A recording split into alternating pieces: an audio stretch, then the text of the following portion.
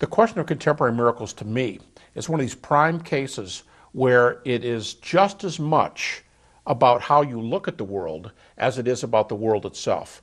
How many cases would it take you to say, wow, maybe this is a world in which God is active? Now, across the spectrum, let's say we have some cases today of answers to prayer, of healing. Somebody's going to claim that they have data for angels and demons, and certainly near-death experiences where the evidence mounts.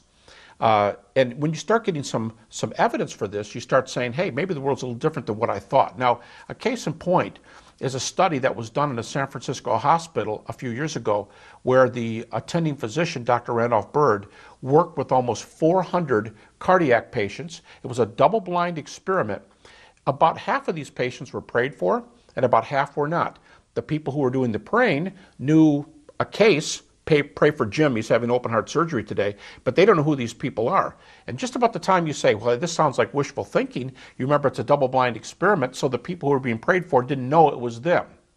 And they monitored these patients in 26 categories, and they found out that there was statistical improvement. That's an important word. Statistical improvement in 21 out of 26 categories. The material was submitted to a peer-reviewed medical journal, the Southern Journal of Medicine, and it was published.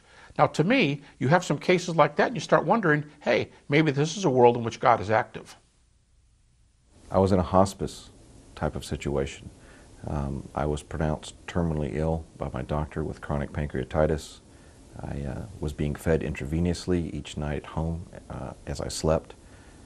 I was taking hundreds of milligrams of morphine a day just to endure the pain and to get by. And during this whole period of time, I was also suffering with a financial crisis in my life. My partners came to me with a decision to make ethically in the business, and since I was pronounced terminally, I was seeking the Lord.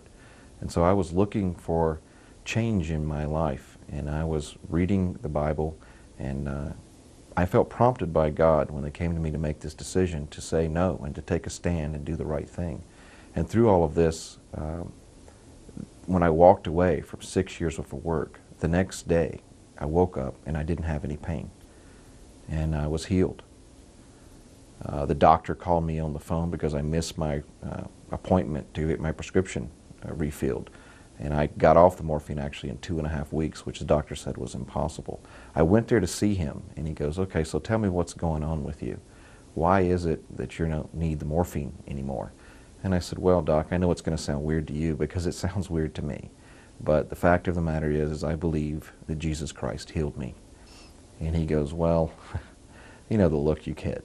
It's got to be some type of anomaly or mind over matter or something you're playing. And I said, look, you're a very smart man, and I know you've had tons of research done on my condition, and you know as well as I know that my condition is irreversible, that once it starts, it's progressively debilitating, it's extremely painful, it's non-transplantable, and you can't eat once it gets to a certain stage. So how do you explain that as I sit in front of you today, that I don't need your medication and I'm eating again?